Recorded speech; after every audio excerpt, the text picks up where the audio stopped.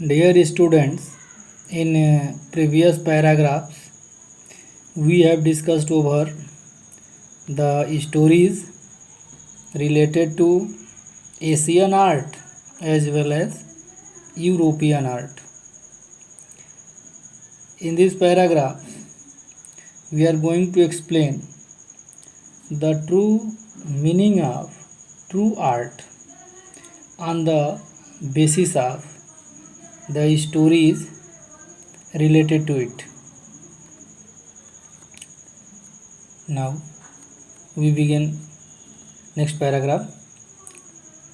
In the Chinese story, the emperor commissions a painting and appreciates its outer appearance. Notice the line. In the Chinese story, यानी the art related to China. जो पहली कहानी थी इसमें उससे related जो emperor है commissions करता है, आर्डर देता है, आदेश देता है एक पेंटिंग बनाने की, और उसके जो आउटर अपीयरेंस होता है, जो आउटर लुक है उस पेंटिंग की, उसकी एप्रिसिएट यानी उसकी प्रशंसा करता है. नोटिस करेंगे एक पेंटिंग बनाने का आदेश देता है और उसके आउटर अपीयरेंस की प्रशंसा करता है. But the artist reveals to him the true meaning of his work. जबकि जो आर्टिस्ट है वो क्या चाहता है, तो आर्टिस्ट ये चाहता है, यानी रिवील करना चाहता है, शो करना चाहता है, दिखाना चाहता है. यानी आर्टिस्ट जो है अपने उस आर्ट की, अपने उस वर्क की सही मीनिंग दिखाना चाहता है, बताना चाहता है. The emperor may rule over the territory he has conquered. तो कह रहा है कि जो एम्पेरर है तो may rule over territory he has conquered, वह उस टेरिटरी पर, उस राज्य पर शासन कर सकता है जिसको उसने जीत लिया है. He has conquered. But only the artist knows the way within. लेकिन केवल आर्टिस्ट होता है जो उसके अंदर की रास्ता, जाने का रास्ता जानता है. Late me show the majesty. मुझे मजेस्टी द वे, चूँकि वे यहाँ पे रास्ता दिखाने की बात करता है कि मुझे प्रीवियस पैराग्राफ में जैसा कि उसने बताया कि let me show the majesty the way, तो let me show the way, मुझे रास्ता दिखाने दो. ये इस चीज़ को इंडिकेट करता है कि रास्ता दिखाने का काम केवल आर्टिस्ट करता है. द दाओ. नोटिस द वर्ड दाओ. A word that means both the path और द मेथड. तो दाओ वर्ड की मीनिंग क्या होती है, तो पाथ या मेथड होती है पहली मीनिंग, और दूसरी इसकी मीनिंग क्या है, इसके दो अर्थ हैं. तो दे रहा है कि and the mysterious works of the universe. ये दाओ शब्द की मीनिंग इसमें दे रखा है. मीनिंग ऑफ वर्ड दाओ, पाथ कह लीजिए या मेथड कह लीजिए, दोनों एक ही चीज़ है. और दूसरा mysterious works of the universe. तो दाओ क्या है, दाओज़म क्या है, तो एक चाइनीज कॉन्सेप्ट ऑफ यूनिवर्स से रिलेटेड है. The painting is gone. Painting चली जाती है, जैसे कि हमने कहानी में पढ़ा भी है कि the painting vanished from the wall. But the artist has reached his goal. लेकिन जो आर्टिस्ट है वो अपने गोल पर पहुंच जा चुका है, उसका जो लक्ष्य है वो उसको मिल चुका है, और उसका जो लक्ष्य है वो बियॉन्ड एनी मटेरियल अपीयरेंस, किसी भी मटेरियल अपीयरेंस से उसका परे है, अलग है. नहीं, उसमें कोई मटेरियल अपीयरेंस का इम्पोर्टेंस नहीं है, रोल नहीं रह जाता है उसके कॉन्सेप्ट में। जैसे कि बताया है स्पिरिट की उसने बात करी है, स्पिरिट इन एशिया, तो स्पिरिट को दिखाना चाहता है, आउटर अपीयरेंस को नहीं। ये क्लासिकल चाइनीज लैंडस्केप जो यहाँ पेंटिंग है, चाइनीज क्लासिकल जो पेंटिंग है, is not meant to reproduce an actual view. ध्यान देंगे, इसमें वो एक्चुअल व्यू को प्रोड्यूस नहीं करती है। As would western figurative painting, जैसा कि वेस्टर्न पेंटिंग में फ्लावरी पेंटिंग जो बनी है उसमें दिखाया है। तो दोनों में क्या कंट्रोवर्सी एक यहाँ मिल के आ गई कि जो चाइनीज लैंडस्केप है वो जो एक्चुअल व्यू को प्रोड्यूस नहीं करता है, जबकि जो वेस्टर्न पेंटिंग है वो एक्चुअल व्यू को प्रोड्यूस करती है। Whereas the European painter wants you to borrow his eyes, इसको नोटिस करेंगे, जहाँ तक यूरोपियन पेंटर की बात है वो क्या चाहता है, तो वो चाहता है कि टू बारो हिज आइज, उसकी आँख को आप बारो करिए, उधार लीजिए। इसका अर्थ क्या है? इसका अर्थ ये है, look at a particular landscape exactly as he sight. आप भी उस लैंडस्केप को, उस पेंटिंग को ठीक उसी तरह से देखिए जिस तरह से वो पेंटर देखा। ये बारो हिज आइज का मतलब है। फ्रॉम ए स्पेसिफिक एंगल, एक विशेष एंगल से देखिए। तो ये जो वेस्टर्न पेंटिंग है, फिगरेटिव पेंटिंग है, इसमें यूरोपियन पेंटर ये चाहता है कि आप उसके आँख को, आई को बारो करिए, अर्थात जिस तरह से वो दिखाना चाहता है आप ठीक उसी तरह से देखिए। The Chinese painter does not choose a single view point, जिसमें इसमें स्पेसिफिक एंगल की बात किया है, लेकिन जो चाइनीज पेंटर है वो एक सिंगल व्यू पॉइंट चूज नहीं करता है। His landscape is not a real one, उसका जो पेंटिंग है वो रियल नहीं है। And you can inter it from any point, आप किसी भी पॉइंट से उसमें इंटर कर सकते हैं, आप उसके अंदर जा सकते हैं। देन ट्रैवल इन इट, तब आप उसमें यात्रा कर सकते हैं। The artist creates a path for your eyes to travel up and down, then back again in a leisurely moment. उसमें आर्टिस्ट आपके लिए, आपकी आँखों के लिए एक रास्ता का निर्माण कर देता है, जिससे आप उस पेंटिंग में ट्रैवल कर सकते हैं, घूम सकते हैं। This is even more true in the case of horizontal scroll, जो रोल ऑफ पेपर होता है उस scroll, in which action of slowly opening one section of painting then rolling it up to move on the other adds a dimension of time which is unknown in any other form of painting। मैंने इसको, इस painting को अगर देखना हो तो इसको एक हॉरिजॉन्टल स्क्रॉल से उसकी तुलना किया है, ठीक उसी तरह से एक्शन बाय एक्शन आप उसको देख सकते हैं। It also requires the active participation of viewer, इसको और किस चीज़ की रिक्वायर होती है, नीड होती है, तो active participation of the viewer who decides at what pace he will travel through the painting. A participation which is physical as well as mental, मतलब जो चाइनीज आर्ट है उसमें जो पार्टिसिपेशन की बात कर रहा है, तो वो आप उसमें पार्टिसिपेट करिए, mental as well as physical.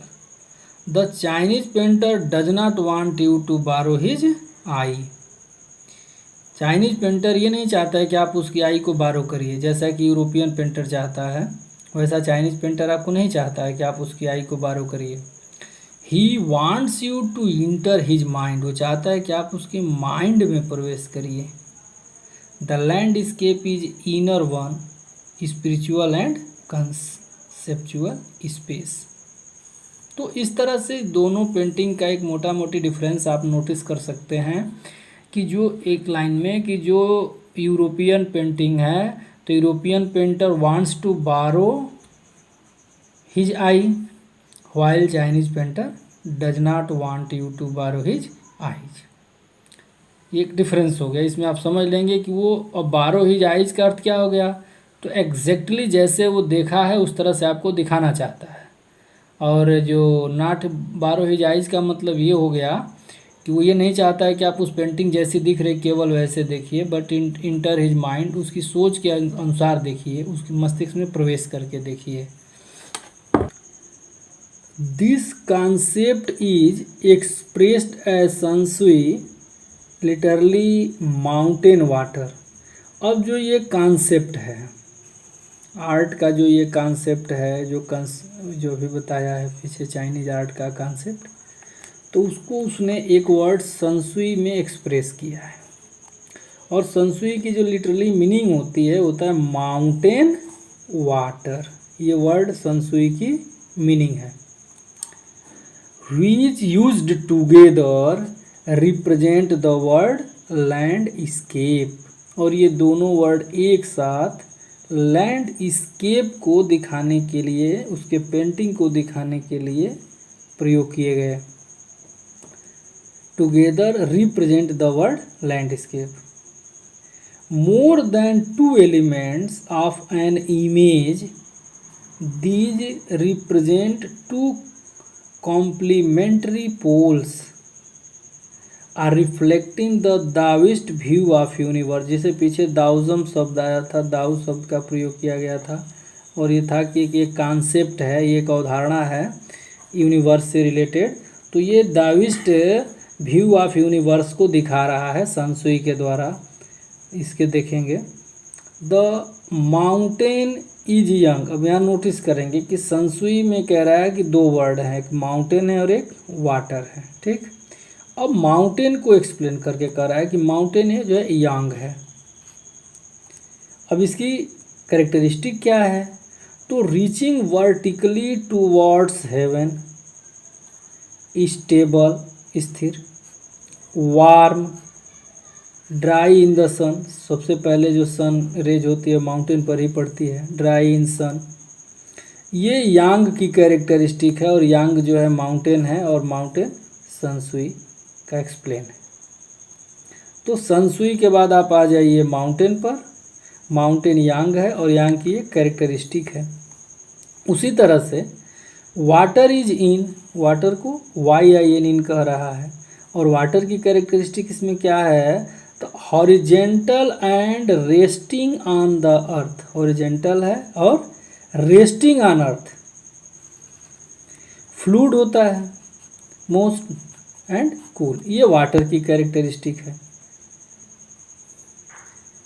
अब यहाँ पर आगे कह रहा है कि द इंटरेक्शन ऑफ इन, जो इन का इंटरेक्शन है, रोल है, वो रिसेप्टिव है। Feminine aspect of universal energy. Water यानी इन क्या है, तो feminine aspect of universal energy को इंडिकेट करता है। एंड इट्स काउंटर पार्ट यांग। यांग क्या है, तो एक्टिव एंड मास्कुलिन। अब नोटिस कर लेंगे कि संसुई दो वर्ड से बना है, माउंटेन और वाटर। माउंटेन जो एक्टिव है और मास्कुलिन एनर्जी का सिंबल है, उसी तरह से जो इन है यानी वाटर है, वो feminine aspect of universal energy को इंडिकेट करता है। Is of course a fundamental notion of Taoism. और दाउज़म, दाऊ जो कॉन्सेप्ट एक फिलासफिकल एटीट्यूड है, उसका यही फंडामेंटल नोशन है, फंडामेंटल आइडियाज। यानी आप जो है संसुई को एक्सप्लेन कर लीजिए।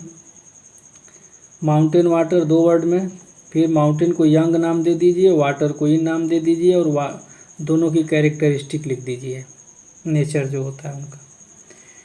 अब कह रहा है कि इनके बीच what is often overlooked is an essential third element. ये 2 एलिमेंट तो हो गए, 2 पोल हो गए, लेकिन इस थर्ड एलिमेंट की बात कर रहा है जो अक्सर ओवरलुक कर दिया जाता है, ध्यान नहीं दिया जाता है, और वो है the middle void. Middle void where there interaction takes place, जहाँ पर इंटरेक्शन होता है। अब मिडिल वॉइड को समझने के लिए इसने एक योगिक क्रिया जो होती है प्राणायाम का एग्जाम्पल दिया है। देखिए, this can be compared with a यौगिक प्रैक्टिस ऑफ प्राणायाम।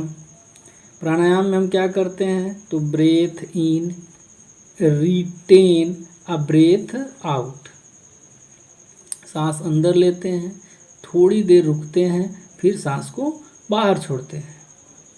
तो इसमें 3 एलिमेंट इसके हो गए प्राणायाम के, breath in, retain, breath out. उसी तरह से दाउजम में भी 3 पोल हैं, एक जो यांग है, एक इन है, और एक मिडिल वॉइड है। तो कह सकते हैं यांग, मिडिल वॉइड और इन, इस तरह से समझ लेंगे इसको। The suspension of breath is the void, जो जहाँ पर सांस रुकती है, रिटेन होती है, वो वॉइड है। वेयर मेडिटेशन आकर, जहाँ पर मेडिटेशन होता है। The middle void is essential, nothing can happen without it, इसके बिना नहीं कुछ नहीं हो सकता है, बहुत इंपॉर्टेंट है ये middle void. Hence the importance of the white unpainted space in Chinese landscape. कह रहा है कि ठीक उसी तरह से इम्पोर्टेंट है जिस तरह से चाइनीज लैंडस्केप में जो अनपेंटेड स्पेस इम्पोर्टेंट है। अनपेंटेड स्पेस यानी पेज पर जहाँ कोई पेंटिंग नहीं बनी है, खाली है स्पेस, उस स्पेस का भी इम्पोर्टेंट होता है, महत्व होता है। This is also where man finds a fundamental role, और ये भी नहीं, यहाँ पर आदमी को एक उसका फंडामेंटल रोल मिलता है। In that space between heaven and earth, आकाश और पृथ्वी के बीच की जो जगह है, ही becomes the conduct of communication between both poles of universe. वो ये यूनिवर्स के जो 2 पोल हैं उनके बीच में कम्युनिकेशन करता है। हिज प्रेजेंस इज इसेंशियल, उसकी उपस्थिति आवश्यक है। Even it's only suggested far from being lost और oppressed by lofty peaks. He is in Francois Cheng's wonderful expression the eye of landscape. ये जो एक्सर्ट है from the landscape of soul, ethics and spirituality in Chinese painting slightly edited, ये इसका source है। इसमें किस तरह से, तो इसको जानने के लिए पूरे लेसन का जो कॉन्सेप्ट है इजीली आप क्लियर कर लेंगे। स्टोरी जो रिलेटेड है उसको पढ़ लेंगे, फिर उस स्टोरी का जो एक पॉइंट ऑफ व्यू है वो समझ लेंगे, और उसमें बस आप ऐसे याद रख सकते हैं European painter wants you to borrow his eyes while the Chinese painter does not want। ये इतना से इसका जो कंट्रोवर्सी है, जो कंट्रास्ट है, वो क्लियर रहेगा हमेशा। और अंत में एक सांसुई का जो एक्सप्लेन है कि सांसुई की जो मीनिंग बता दिया है, लिटरली इसकी मीनिंग माउंटेन वाटर होती है। फिर उसने माउंटेन के कैरेक्टरिस्टिक दिया है और माउंटेन को नाम भी दिया है यांग। फिर वाटर के कैरेक्टरिस्टिक बताया है और उसको नाम दिया है इन। इस तरह से दोनों का इंटरेक्शन जब होता है तो ये यूनिवर्स से रिलेटेड दाओजम का जो कॉन्सेप्ट है वही है। फिर आगे मिडिल वॉइड की बात कर रहा है कि मिडिल वॉइड आखिर क्या होता है। तो मिडिल वॉइड को उसने समझाया है कि आप जब हम एक यौगिक प्रैक्टिस होती है प्राणायाम, उसमें हम क्या करते हैं, सांस पहले अंदर खींचते हैं, फिर थोड़ी देर रुकते हैं और छोड़ते हैं।